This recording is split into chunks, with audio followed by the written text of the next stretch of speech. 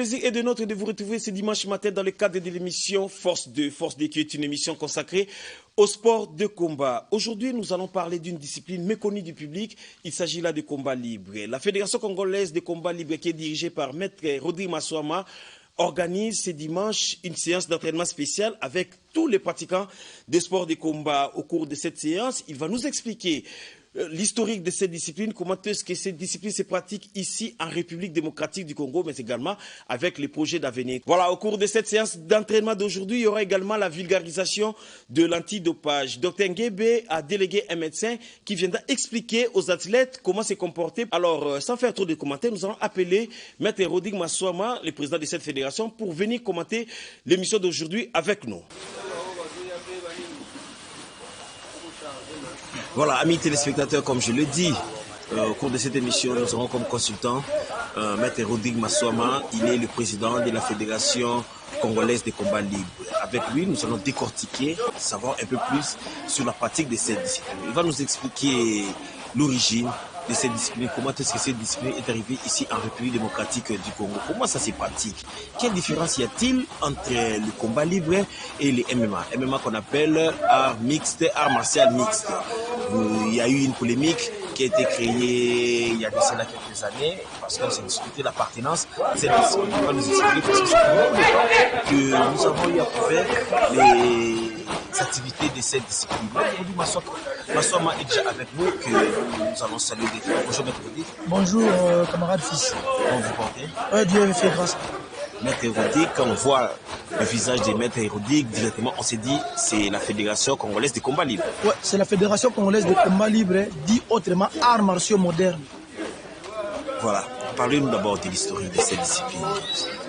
Comment est-ce que cette discipline est née? Ouais, la discipline est née déjà en 469 avant Jésus-Christ, il faut se le dire. Donc à l'Antiquité, déjà dans les Jeux olympiques antiques, déjà on retrouvait les combats libres sous les formes des gladiateurs. Les combattants, c'était des gladiateurs qui combattaient moyennant comment je peux dire, un règlement très limité qui, durant lesquels l'arbitre était armé d'un fouet. Au moment où oui, pour punir les athlètes, donc pour sanctionner pendant les combats, c'est-à-dire un athlète par exemple qui pique aux yeux son adversaire, il sera puni de 20 fouets et va reprendre son combat. Ainsi de suite. Et à l'avènement des Jeux olympiques modernes avec Pierre de Coubertin, malheureusement, on a vu retirer les gladiateurs le combat libre. Et dans notre pays, non. D'abord, la création de combat libre en soi. Le combat libre antique, c'était à 469. Déjà, on retrouve ces traces déjà dans les Jeux olympiques antiques. Et le combat libre moderne ont pour source le Brésil, il faut se le dire. Le Brésil qui a connu une vague de troubles sur la voie publique entre pratiquants des arts martiaux. C'est-à-dire, quand il y avait un endroit où étaient assis les karatékas, par exemple, le judoka ne pouvait pas entrer. Et vice-versa. Alors cela a engendré beaucoup de troubles sur la voie publique. Il y avait même une mort d'hommes contre ça. Et pour stopper cette hémorragie, la famille Gracier, donc la famille fondatrice des jiu-jitsu brésiliens, a eu comme idée de permettre à ce que tous les pratiquants des arts martiaux puissent se rencontrer dans un même cadre, c'est-à-dire le même ring, la même cage, les mêmes tatamis, et ainsi pouvoir démontrer leur savoir technique, c'est-à-dire affronter un karatéka et un judoka sous la forme de vale-tudo. Et c'est comme ça que sont nés les combats libres, au pluriel, ou les arts martiaux mixtes. Maintenant, les mêmes Brésiliens arrivés aux États-Unis d'Amérique ont créé l'UFC, qui se verra racheté vers les années 2000 par M. Dana White, qui en donnera la forme actuelle. Une forme plus professionnelle, plus propre, plus marketing que nous avons aujourd'hui à notre possession.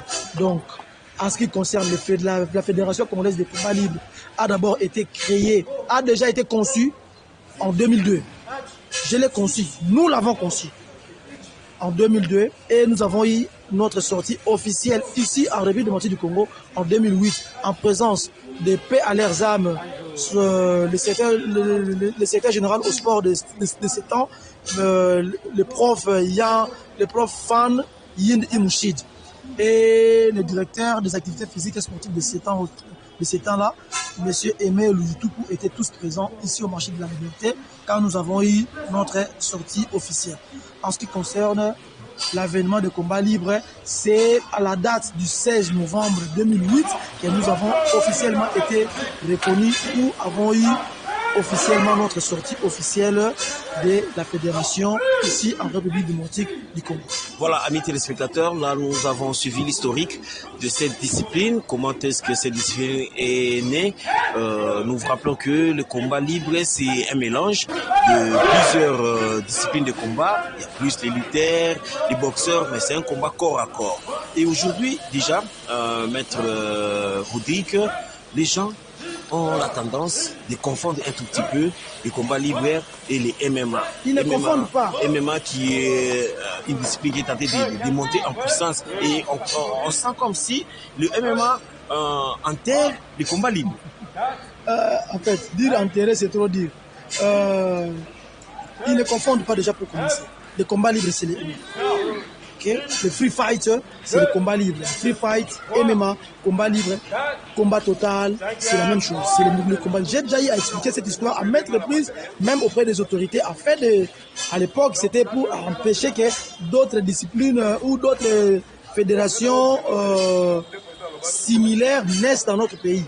Mais conformément à la loi, étant donné qu'il y a d'autres fédérations internationales qui émergent à travers le monde, nous ne pouvons pas nous priver la République démocratique du Congo d'avoir accès à ces fédérations, car nous ne savons pas ce que peuvent apporter ces disciplines, ces fédérations internationales pour notre pays.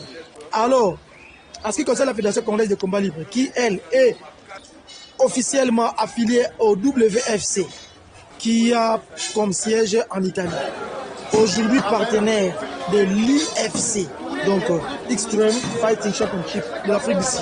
Nous représentons l'IFC RDC officiellement recherché par lui-même, M. Cairo.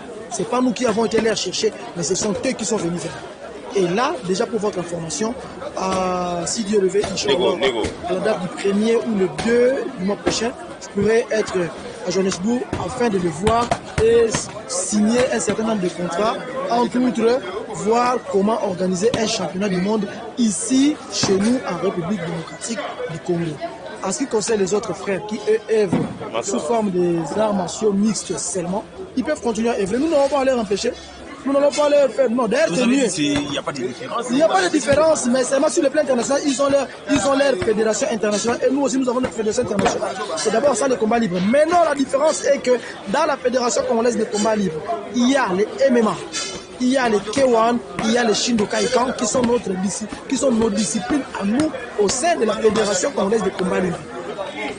C'est rare de nous voir organiser une activité, surtout à nous ici au Congo, seulement en utilisant les combats libres ou le free fight simplement. Non, vous nous verrez toujours organiser le K1 accompagné de Shindo-Kaikan et aussi de MMA, donc le mix martial art, les arts martiaux mixtes, c'est le combat libre. Tout le monde aujourd'hui, tout le monde a dans sa possession l'internet. C'est plus un truc à chercher loin. Donc vous pouvez ouvrir votre Google et chercher la différence entre free fight, combat libre et mix martial art. On vous dira qu'il n'y en a pas. Alors voilà, c'est la même chose. C'est pas à moi de dire aujourd'hui si c'est la différence, non. Mais seulement sur le plan pratique, ici en République démocratique du Congo, nous, dans la Fédération congolaise de combat libre, dit arts martiaux modernes, nous avons d'autres arts martiaux modernes que nous promouvons dans notre fédération. Comment c'est pratique cette discipline, les combats libres? Nous savons que, par exemple, en judo, d'abord la tenue, il y a le kimono, la pratique c'est sur les tatamis, mais en combat libre, c'est pratique. Voilà, nous avons deux parties pour cette question. Nous avons deux réponses. Il y a une réponse sportive et une réponse martiale. Dans la partie martiale, nous, dans la Fédération congolaise de combat libre, nous servons plus de Shindo-Kaikan, qui est une discipline complète, afin de pouvoir préparer nos athlètes à défendre notre pays sur le plan national et international. Car dans le Shindo-Kaikan, vous avez le boxing, vous avez le submission, vous avez les takedowns, vous avez tout ce qu'il faut dans les MMA. Tout est organisé dans le Shindo-Kaikan, mais dans les termes japonais. Okay? terme japonais, c'est-à-dire les mae guéris par exemple, que nous connaissons tous, le coup de pied direct. Chez nous, c'est dit keri, mae keri, avec K avant. Au lieu de G avant, c'est les keri qu'on prononce. Le yoko guéri et tout ça, ce sont les keri. Néanmoins, cela s'exécute de la même forme que dans les kyokushin, de la même forme que dans les karaté. Seulement sur le plan sportif, maintenant, il y a la réglementation. Il faut savoir faire la part des choses. Dans les K1, nous avons un règlement K1. Dans les Shindokai-kan, nous avons les règlements internationaux Shindokai-kan. Et dans les MMA, nous avons un règlement international MMA que nous promouvons dans la Fédération libre. Et ainsi servir nos athlètes et leur permettre à s'exercer, à bien s'appliquer sur les tatamis, dans la cage ou sur les rings. Donc, nous pouvons retenir que les combats libres se pratiquent sur les tatamis, à l'intérieur de la cage, mais également sur les rings. Donc, là, on comprend déjà que c'est effectivement le mélange de plusieurs disciplines. Et la tenue exigée? La tenue exigée, en ce qui concerne les MMA, ils portent la tenue MMA, et les gants MMA. En ce qui concerne les K1, ils portent les gants K1, dont les gants kickboxing, boxe. Le coup de pied et coup de poing sont presque pareils, néanmoins il y a une différence avec le kickboxing. Et aussi, en ce qui concerne le Shindokai-kan, nous avons une tenue appropriée au Shindokai-kan, qui est une veste rouge et un pantalon blanc. Okay? Donc, moyennant ça, dans le Shindokai-kan, maintenant c'est là où je vais devoir souligner. Dans le Shindokai-kan, les règlements c'est 6 rounds. Dans les 6 rounds, pour les adultes, dans les 6 rounds, les athlètes combattent 2 rounds martial submission, c'est-à-dire forme Kyokushin Kai-kan ou Shin Kyokushin Kai, avec bref Kyokushin et amené au sol, projection, étranglement, essai. Là, c'est les deux premiers rounds. Le troisième et le quatrième round, les athlètes retirent leur veste pour pouvoir mettre les gants boxe, pour ainsi démontrer le kickboxing et la projection. C'est une première. Avec les gants de la boxe, vous pouvez projeter et essayer d'étrangler ou immobiliser ou soumettre votre adversaire. Les 5e et le 6e round, on remet la veste, mais en enlevant les gants kickboxing, tout en mettant les gants MMA. Là, sur les 2 derniers rounds, c'est vraiment les MMA. C'est vraiment les MMA. Voilà pourquoi nous préférons préparer nos athlètes seulement avec le Shindokai-kan et ainsi être à même de démontrer tout le reste. En ce qui concerne les règlements, cela dépendra aussi des fédérations internationales ou d'autres organisations qui pourront nous inviter. Donc c'est un peu ça. Entre temps, quand il y a des combats, l'arbitre est toujours là sur place. Il est toujours sur place. Il y a toujours des arbitres, des juges arbitres qui sont à l'extérieur. L'arbitre a toujours des assistants, juge arbitre à l'extérieur.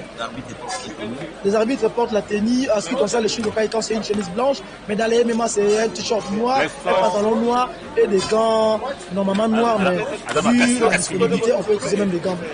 C'est un sport tournant, cela ne permet pas que ces sports puissent être retenus comme un sport.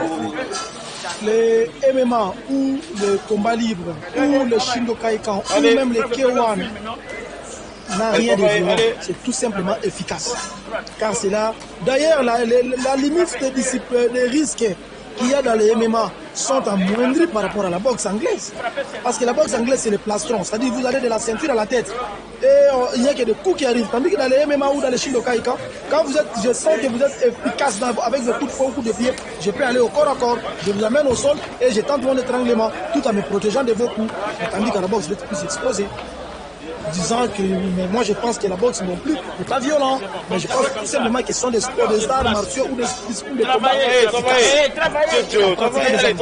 Amis téléspectateurs, nous vous rappelons que vous suivez l'émission Force 2 d'aujourd'hui consacrée à cette discipline qui est un tout petit peu méconnue du public, mais qui est installée ici en République démocratique du Congo depuis très longtemps, comme venez de le dire, Maître Rodrigue Massoama, qui est également le président de cette fédération. Donc au cours de cette émission, il nous explique comment se pratique cette discipline. Alors, Maître Rodrigue Massoama, nous poursuivons notre émission Force 2 de ces dimanches.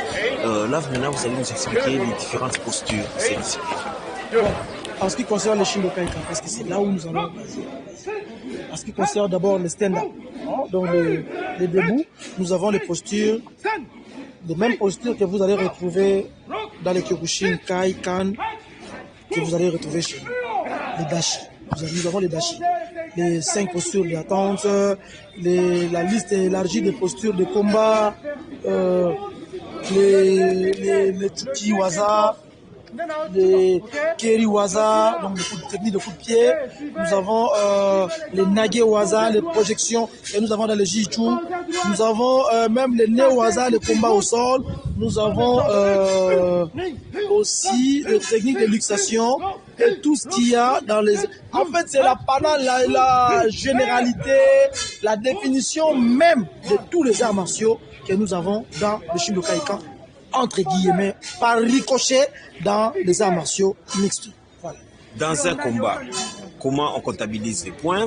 Quand est-ce que l'arbitre accorde des points, mais également quand est-ce qu'un athlète peut gagner? Il faut tenir compte de Shindokai-kan déjà, parce que c'est vraiment celle-là. Le Kewan oui, voilà. Le Shindokai-kan, par exemple, les arbitres et les athlètes savent comment compter les points. Par exemple, quand il y a un coup de pied qui arrive au visage et amène l'autre 5 points. Les frappeurs ou qui attaquent l'attaquant marquent. Et il y a aussi, par exemple, quand vous amenez aussi au sol, vous avez par exemple dans les 2 premiers rounds, vous avez à peine 5 secondes pour soumettre. Quand vous ne soumettez pas, l'arbitre vous demande de vous relever. C'est plus des cas qui se terminent par KO ou par soumission chez nous. Il y a plus de KO et de soumission. Néanmoins, en ce qui concerne les points, comme je disais tantôt, quand il y a amené au sol, il y a des points. Quand vous amenez trop au sol, vous marquez le point. Quand vous frappez avec précision des coups de poing, vous avez des points. Que c'est là, dans les 2 premiers rounds, que cela soit dans le torse ou au visage. Dans les 3e et 4e rounds, avec les gants, il faut plus toucher le visage avec le poing et le coup de pied. Il y a aussi des low kicks, donc les Gedan Mawashikiri, qui doivent arriver correctement, qui doivent vraiment faire basculer ou bouger l'autre, afin de pouvoir en avoir des points, ou même mettre KO avec votre Gedan Mawashikiri. Donc c'est un peu ça. Les low kicks, qu'on appelle low kick, ce sont les Gedan Mawashikiri chez nous, et ça fait partie des points. Donc la liste est longue, comme sera être exhaustive, nous ne serons pas tout dévoiler ici. Tâche dans les arts martiaux. Donc vous pouvez commencer comme nos enfants ici qui commencent à 1 année, 2 ans, il y en a même qui ont 3 ans ici. Et ils peuvent continuer à pratiquer, c'est pour la vie en fait. Moi-même j'ai commencé à 4 ans, mais là j'ai 45 ans d'âge, 41 ans de pratique, je continue de pratiquer, je ne suis pas encore arrêté et je ne m'arrêterai jamais jusqu'à ce que je récupère mon dernier souffle. Donc c'est un peu ça. Il n'y a pas d'âge à ce qui concerne la pratique des arts martiaux, à ce qui concerne la pratique dans les combats libres. Déjà, pour votre information, moi-même en pratique des arts martiaux, grand maître Ghana que vous venez de citer, fait partie de mes formateurs, il fait partie de ceux qui m'ont formé, moi particulièrement. Entre autres, il y a eu le grand maître chinois qui est aujourd'hui dans les Rekendo Kickbench. Il y a fait à son âme le grand maître Chokao qui est parti du après et d'autres grands maîtres qui sont encore vivants. Je citerai le grand maître Soben, Nikama, grand maître Lyonge et tous les grands maîtres que nous connaissons, maître Bantou. Ce sont des maîtres qui nous aident toujours à améliorer notre technique de l'apprentissage dans les arts martiaux, mais c'est jamais jusqu'à avec le dernier soupir. Bon, déjà pour votre information, rien que cette année, pour dire que nous n'organisons pas suffisamment de compétitions. Rien que cette année, nous avons déjà eu le début de cette année, nous avons eu ici à Kinshasa des championnats d'Afrique centrale organisés par la Fédération congolaise de combat. Il y a vu la participation des pays comme le Cameroun, le Centrafrique, la République démocratique du Congo, Congo-Brazzaville, le Gabon. Okay? Ici chez nous, la République démocratique du Congo. Nous avons eu, en ce qui concerne la ville de Kinshasa, qui a organisé le championnat de Kinshasa, ici à Kinshasa. Nous organisons maintenant les championnats nationaux. Je ne sais pas combien d'activités faudra-t-il organiser. Peut-être qu'avec le temps, on pourra voir aussi des challenges, d'autres, etc., etc. Mais en ce qui concerne la protection des athlètes, la sécurité des athlètes, nous devons aussi y penser. Nous ne pouvons pas, nous, continuer à faire monter les enfants d'autrui sur le ring en tout moment et détruire leur carrière. Car aussi, trop faire monter un athlète sur le ring ou dans la cage permet à ce que cet athlète se détériore rapidement. Vous voyez même chez les professionnels, il y a des athlètes professionnels qui se battent peut-être une seule fois par an ou 2 fois par an. Donc nous, étant préparateurs de ces athlètes pour le professionnalisme, nous devons nous rassurer que ces athlètes ne tombent pas en panne avant leur professionnalisation. Voilà pourquoi nous ne pouvons pas... nous avons le matériel, nous avons une salle. On peut bien chaque samedi, chaque dimanche, venez voir, ils sont là, ils se battent et tout ça. Mais pour quelle fin? Et ainsi depuis ces athlètes, est-ce qu'on leur aura servi? Non. Est-ce qu'on aura servi le Congo avec des athlètes foutus déjà dans rien qu'à Kinshasa, nous les avons déjà détruits? C'est pas intéressant. Nous les regardons pour le meilleur. Voilà, maître Rodrigue, juste un dernier mot. Vous êtes fier aujourd'hui de gérer cette discipline? Vu le temps que vous avez passé depuis 2008 jusqu'à ces jours, est-ce qu'il y a eu progression? Qu'est-ce qui manque encore pour arriver à accomplir votre vision? Il manque encore beaucoup, mais ce que nous avons fait, vu l'âge de la fédération, c'est aussi beaucoup. C'est tout ce que je peux dire. Voilà, amis téléspectateurs, vous avez compris que nous avons eu à recevoir aujourd'hui Rodrigue Massamba. Il nous a expliqué sur la partie de cette discipline. Et tout à l'heure, là, nous allons maintenant lui accorder cette interview où il revient sur les championnats du Congo. Et vous et moi, on se retrouve à la fin pour la désannonce.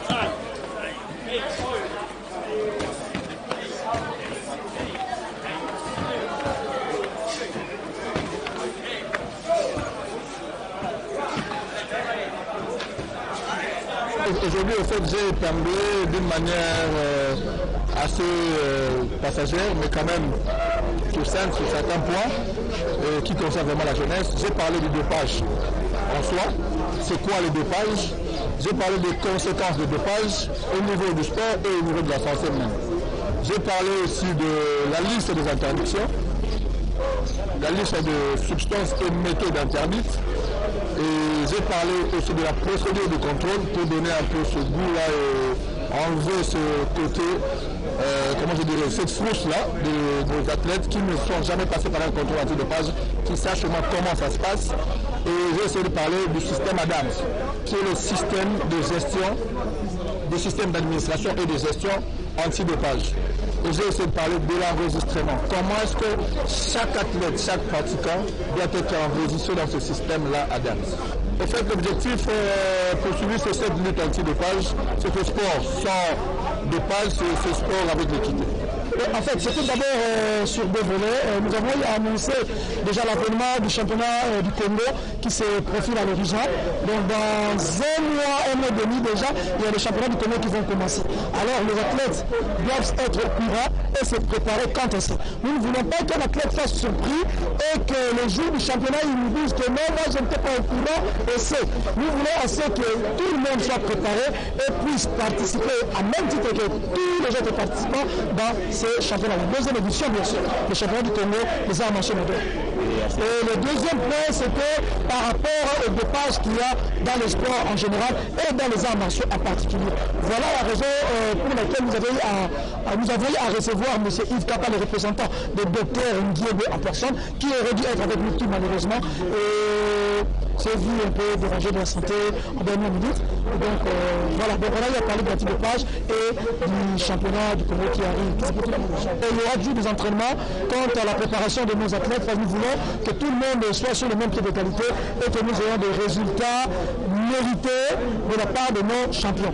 Nous ne voulons pas qu'il y ait tricherie. Nous tous sont de la famille, la grande famille de fédération de combat libre, disons. Donc c'est un peu ça. Car le combat libre dans une université des arts martiaux, ça permet à ce que tout pratiquant de sport de combat qui a peut-être pratiqué le karaté et le judo puisse s'exprimer, qui a peut-être pratiqué la boxe et la lutte puisse s'exprimer. Donc c'est un peu ça la quintessence de la fédération congolaise de combat libre. Il y a déjà 8 provinces qui se sont annoncées, contrairement à 7 que nous avons eu dans la première édition. Donc vous serez informés de leur arrivée et de leur participation. Et nous sommes dans les préparatifs, comme vous savez. Donc il y a aussi des déshydratats administratifs et financiers que nous sommes en train de voir. Et s'il y aura des sponsors, ça sera intéressant pour nous, parce qu'avec les sponsors, on pourra peut-être organiser des cagnottes pour les champions, ce qui va avec.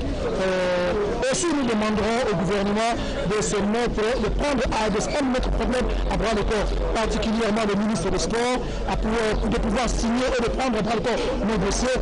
Aussi, le ministre des Finances, qu'il puisse accompagner le ministre, son collègue, le ministre des Sports, qui lui se retrouve vraiment en difficulté par manque de signature, d'après ce que nous avons entendu, donc survenant du ministère des Finances, qui lui ne veut pas libérer le dossier. Donc nous demanderons aussi au chef de l'État lui-même de pouvoir avoir un peu de ses côtés pour pouvoir aider le sport à évoluer, car son mandat c'est aussi pour les sportifs. Donc à tous les patrons des arts martiaux qui n'ont pas d'endroit où compétir, ils peuvent venir, sont les bienvenus dans la Fédération congolaise de combat libre. Ceux qui aiment les défis peuvent venir, car ici ça ne rigole pas, c'est vraiment les arts martiaux authentiques.